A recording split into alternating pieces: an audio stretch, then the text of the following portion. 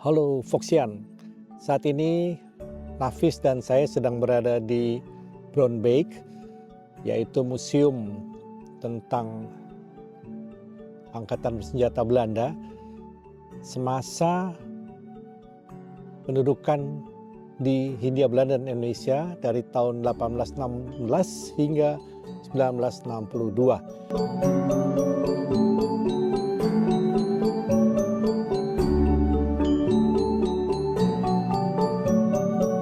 Bersama saya sudah ada Ibu Yus, pemandu tetap di Museum Brownbeek ini.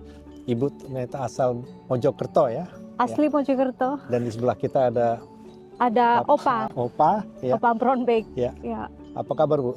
Oh, baik-baik sekali. Agak dingin tapi oke Agak ya. dingin. Mungkin bisa ceritakan sedikit dulu tentang latar belakang Ibu. Saya lahir dan besar di Mojokerto, Jawa Timur. Ketika umur 18, saya kuliah ke mana-mana. Ya. Umur 22 dipinang oleh orang Belanda. Kemudian dibawa ke sini setelah beberapa tahun tinggal di luar negeri. Karena pekerjaan suami saya ini sering di luar negeri, bukan hanya di Belanda. Setiap kali saya seperti di Ghana atau di Ethiopia, selalu orang tanya, oh cerita dong tentang Indonesia. Dari situ saya lebih mencintai Indonesia. Oke, ya. Terus pindah ke negara lain, saya dengan bangga sekali bisa menceritakan, soalnya barang-barang dari Indonesia itu kan banyak sekali di Eropa ya. Dari wayang, dari gamelan, dari batik, dari patung-patung gitu. Setiap orang juga tertarik untuk bercerita siapa atau apa makna dari benda-benda ini. Kemudian karena saya ingin sekali mengabdi, dan ingin sekali lebih belajar tentang kebudayaan Indonesia dan sejarah Indonesia, saya bekerja di sini sebagai sukarela, volunteer di museum ini sebagai pemandu. Ini banyak sekali ya peninggalan artefak di dalam. Banyak sekali, banyak sekali. Coba mulai saja di dalam ya, Foxian. Mari kita ke dalam. Mari kita ke dalam. Ya.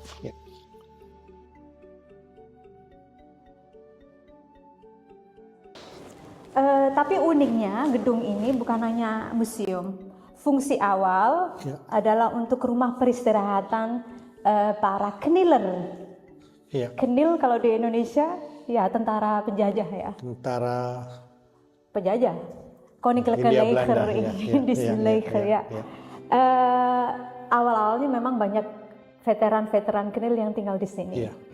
Tapi kan knil sejak Perang Dunia Kedua banyak sudah meninggal. Jadi yang tinggal di sini kebanyakan bukan knil lagi, cuma 2 orang. Brownbeek kan sebagai rumah peristirahatan, tapi fungsinya semakin lama semakin ikut dengan waktu. Sekarang dari tropi galeri sampai ke research dan edukasi lah. Trofi galeri maksudnya atribut-atribut. Nah, trofi galeri.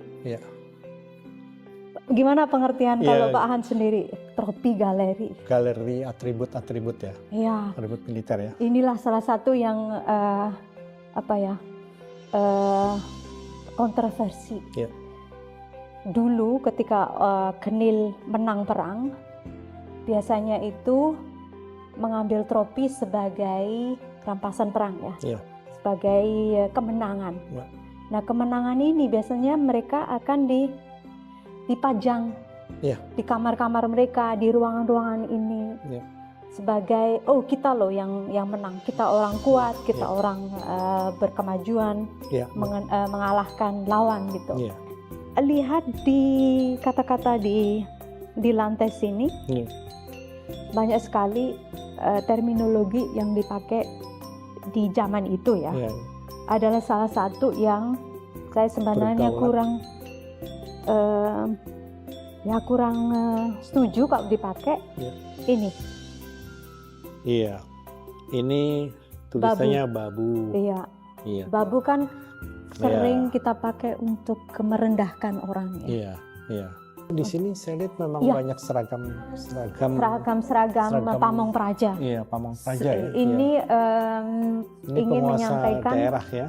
Penguasa Nah, Salah satu ini bercerita tentang tata kenegaraan di zaman penjajahan. Ini dilihat kalau piramide yang tertinggi itu gubernur jenderal. Itu orang Belanda. Pujen ya.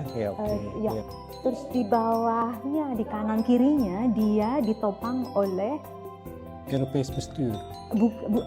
Juga jadi kayak pegawai negeri orang Belanda, Binnenlandse Zaken.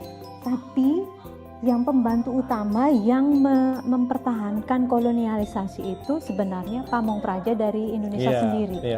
Bupati-bupati yang waktu itu yang masih ingin berkuasa, tapi dijadikan bonekanya Belanda. Jadi mereka juga menekan rakyat kecil, juga orang kita sendiri. Yaitu yang namanya praktek yang tidak terlalu asing, masih praktek lazim sebenarnya. Iya, praktek feodalisme ini kan masih ada. Ini kan piramida kekuasaan ya. Yang paling bawah, yang diinjak-injak, siapa coba? Ya, rakyat ya. Tapi rakyatnya ada yang merah, biru. Nah, bagus lihatnya. Ini patung-patung Popeces ya. Patung-patung ini ada 6.000 jumlahnya. Itu jadi simbol dari 60 juta penduduk waktu itu di zaman Hindia Belanda.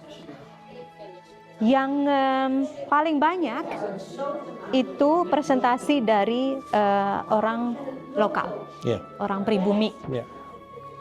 Yang merah itu orang Vreemde Oosterling, jadi orang Arab dan orang China. Terus yang biru, darah biru itu orang Belanda. Jadi kalau dilihat orang Belanda itu nggak banyak, langka. Tapi dia bisa menguasai. Tapi mereka menguasai. Yang merah dan orang yang sebanyak ini. Coba pikirkan itu, bagaimana itu? Iya, kita harus pikirkan. Tapi tahu nggak untuk apa ini cambuk ini? Cambuk ini ya? Iya. Kira-kira untuk apa? Kalau malas kerja? Bukan hanya itu. Ini di perkebunan itu mereka masih menggunakan punale sanksi. Jadi corporal punishment. Jadi soalnya kalau kamu ya contohnya sebagai planter, sebagai pemilik di perkebunan itu. Kalau kamu ingin mendisiplin pekerja kamu, kuli-kuli kamu, kamu harus tegas. Nah, ini bukan hanya untuk orang yang malas, tapi biar yang mencuri di situ atau ada kesalahan salah untuk mengerjakan sesuatu juga semuanya itu. Pangeran Diponegoro setelah berbulan-bulan penelitian, ternyata memang terkonfirm ini punya pedangnya Pangeran Diponegoro. Yang mana? Yang ini. Ini dua ini. Nah, pedangnya sendiri, bilahnya itu memang punya beliau. Tapi yang di atasnya itu bikinan Belanda. Jadi peneliti sini nggak tahu itu punya siapa. Mungkin juga pemberian atau enggak. Terus ini juga, itu juga sarungnya juga mix dari Belanda dan dari Indonesia. Ini salah satu misteri. Ya misteri kenapa di dua sisi kayak gitu. Lah untuk pengembalian, jadi kedua negara juga mengklaim, oh ini yang itu kan pusaka kita gitu. Jadi dari dua sisi ya. Tapi kalau kita berdiri di sini banyak kritik tentang, soalnya saya bilang tadi kan museum benar-benar terbuka dengan perspektif Indonesia kan. Kalau perspektif Indonesia, yang satu digedein, yang satu dikecilin, gimana dong? Ini kan dua musuh bermusuhan ya. Ini Kapten Kok, General Kok, lawan Pangeran Diponegoro. Ya inilah yang sisi-sisi yang kayak gitu. Tapi alasan mereka karena nggak ada barangnya, nggak ada yang bisa dipertontonkan gitu ya. Atau mungkin di sebelahnya gitu. Di sebelahnya gitu, iya, nggak di bawahnya gitu. Bener juga sih, iya. Aku mau kasih lihat bagaimana Nusantara itu dijajah, ya. Ini kan bekas VOC. Ya. Jadi tempat VOC jajahan VOC itu Jawa. Sebelumnya cuma Batavia dulu. Iya. Batavia sama beberapa kepulauan di Maluku. Ya. Sejak perjanjian Giyanti, Jawa kan di bawah jadi bonekanya VOC kan. Lihat. Ini dulu kan punya sendiri Jawa itu dari Kesunanan Jogja. Itu lama-lama juga dicaplok semuanya.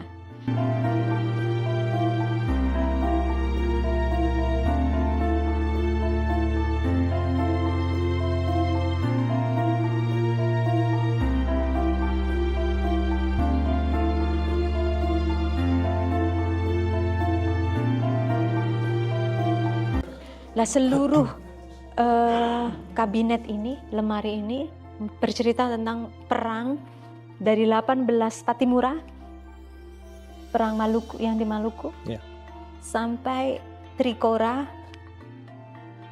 di Yosudarso, ceritanya yang Papua itu ya, di Irian Jaya, kemenangan Irian Jaya. Dari di semua ini mungkin masih ingat di tembok-tembok yang didekorasi itu. Ini semua persenjataan tombak dari Kongsi, dari Cina, the Chinese community yang ada di Pontianak dan di atasnya Pontianak. Lombok inilah yang membuat Belanda kaya sekali kan? Karena harta rampasannya kan banyak sekali, sekitar 270 kilogram emas, 700 berapa gitu kilogram perak, belum lagi permata, manuskrip. Kita tahu tentang Majapahit, sejarah Majapahit kan karena di sini ditemukan negara Kartagama, Desa Warsana, yang buku yang kita tahu yang dari Prapanca itu, Empu Prapanca, dari penyerangan Lombok ini. Nah di setiap sal itu ada yang namanya lemari Indonesia. Jadi ada kayak berhadap-hadapan gitu. Ini lemari Indonesia, itu lemari Knil. Jadi ini pertempuran yang dilakukan oleh dua kubu. Sering orang menganggap kalau orang pribumi Indonesia itu persenjataannya minim sekali. Persenjataannya cuma keris sama belewang sama Beruncing. Tapi kalau kita lihat di sini itu banyak sekali juga persenjataan modern. Ini pedangnya Tengku Umar. Ini di bawah ini sebenarnya ada ruby dan emas, intan berlian di sini. Tapi sayangnya nggak kelihatan bagus. Tapi ini semuanya emas ini. Terus ini, tapi pedang ini disebut tidak masuk dari barang yang harus dikembalikan segera, karena pedang ini dihadiahkan oleh Tengku Umar sendiri ke Kapten Belanda. Iya.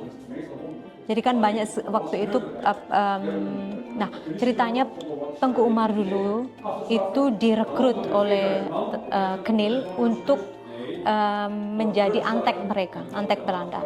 Tengku Umar dan tentara-tentara yang dibiayai, dilatih, dikasih senjata, dikasih uang untuk menekan rakyatnya sendiri. Tapi kan itu cuma pura-pura.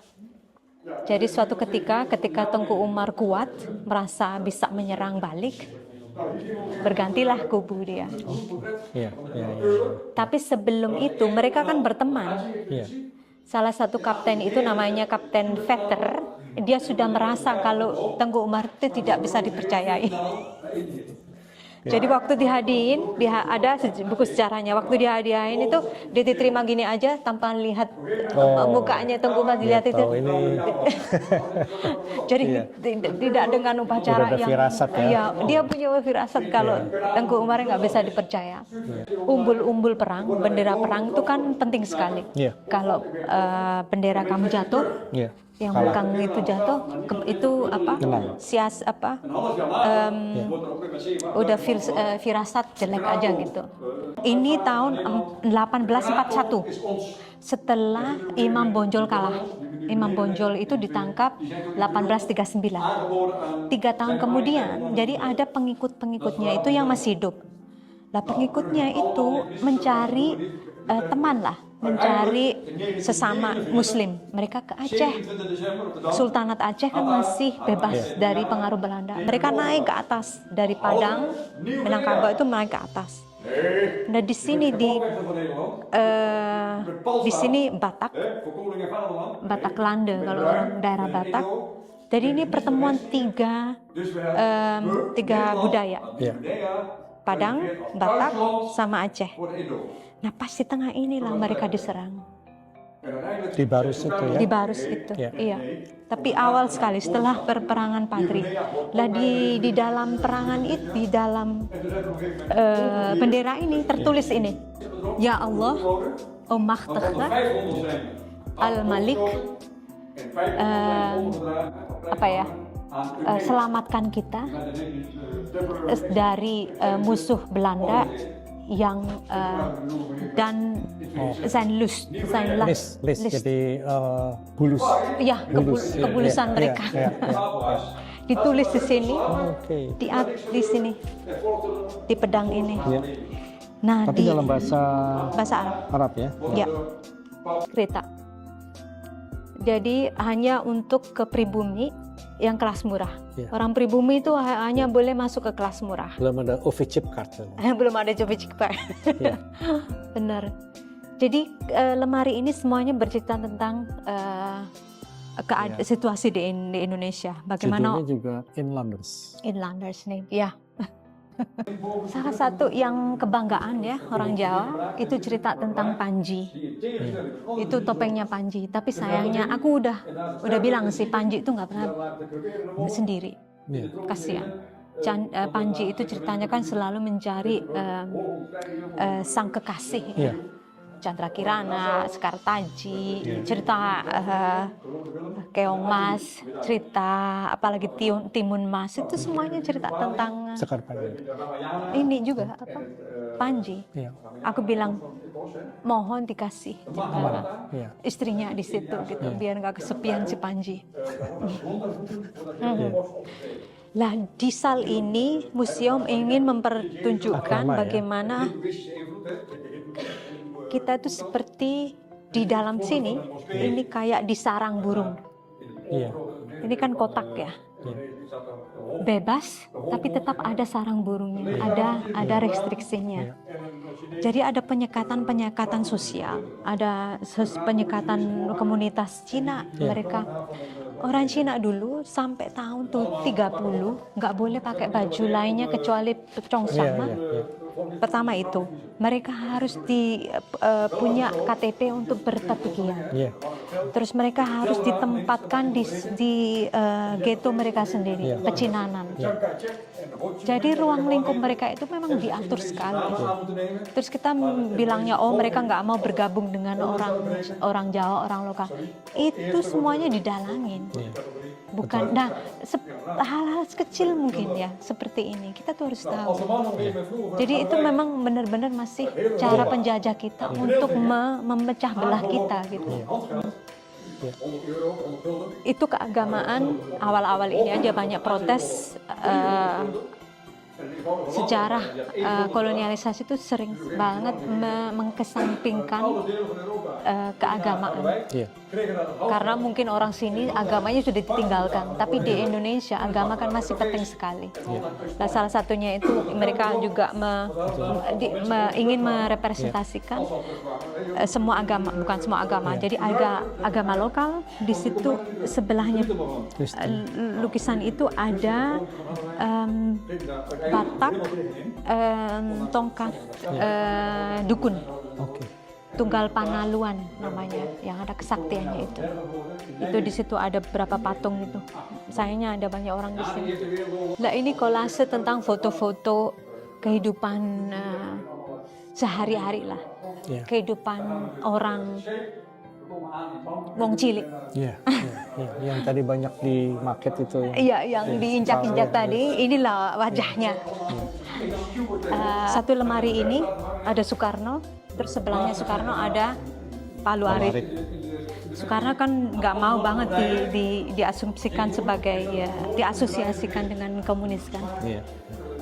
Tapi museum bilang, oh itu bukan punya Soekarno kok. Tapi semuanya ini tentang Soekarno. Oh. Dari buku-bukunya ini semuanya bercerita tentang Soekarno. Iya. Pak Hatta. Iya. Waktu diungsikan di Bovendigul, itu beliau ngumpulin kupu-kupu. Iya. Ini bukan dari beliau ngumpulin sih, tapi ini ada cerita asli kalau beliau ngumpulin kupu-kupu. Ada juga cerita tentang Volksraad. Pertama-tama yang Volksraad itu, ya panjang lah ceritanya. Jadi lemari ini ada senjata yang menodong ke sana. Jadi ini kayak orang Belanda menekan orang pergerakan kebangkitan nasional. Kemudian datanglah Jepang. Ini jadi jembatan ini kita di sini masih di kolonialis penjajahan Hindia Belanda. Kalau kita ini sudah akhir kolonialisasi. Disinilah penandatanganan kapitulasi Nederland. Sebetulnya ini kalau dikembangkan nggak akan terjadi kekerasan mungkin, tapi itu jadi hipotesa ya. Ya, hipotesa aja. Andai kan dipupuk mungkin akan damai, tapi ya kita nggak tahu ya. Datang, iya. Perang datang. Itu gubernur jenderal terakhir, Tjarda Stachauer, terus sama bosnya Knil Terpoten. Ini setelah penandatangan di belakang itu orang Jepang, penandatanganan penyerangan Hindia Belanda ke Jepang.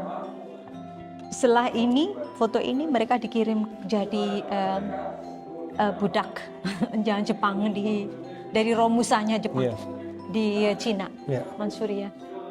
Lasal 5 ini, penataan ruang ini mensimbolisasi perundingan meja bundar. Dari perundingan itulah kita merdeka gitu ya. Walaupun jadi dari tahun 45-49 itu di latar belakang ada pihak militer lah. Penyerangan militer aksi 1-2 itu. Tapi di ruangan-ruangan tertentu ada juga perundingan yang awalnya Linggarjati, kemudian Renville, kemudian persetujuan penandatanganan perundingan meja bundar. Nah, ini foto-foto ini yang jarang sekali di expose. Kalau duduk di sini 10 menit, aduh jadi sedih. Jadi di semua ada nanti mayat-mayat yang diparit dibuang-buang itu. Jadi museum benar-benar ingin memperlihatkan keburukan. Jadi ini sisi lain dari kejahatan sebetulnya. Bisa dikatakan kejahatan perang ini. Jadi semuanya ditampilkan di sini. Di lemari itu bendera terakhir Belanda yang dikibarkan di Monas, Koningsplein waktu itu ya, atau di Istana Negara. Sekarang jadi ini benderanya pusaka. Tahu nggak kalau benderanya Fatmawati yang setiap tahun dikeluarin bendera pusaka itu, waktu itu di tangan Belanda loh. Kan ibu kota ganti kan ke Jogja. Setelah konflik itu kan ya 45, tapi mereka dikasihkan lagi. Tapi dikasihkan waktu Soveritat Overdracht yang 49. Jadi ini diskusi tentang restitusi, pengembalian koleksi, kemudian permintaan maaf, dan masih tentang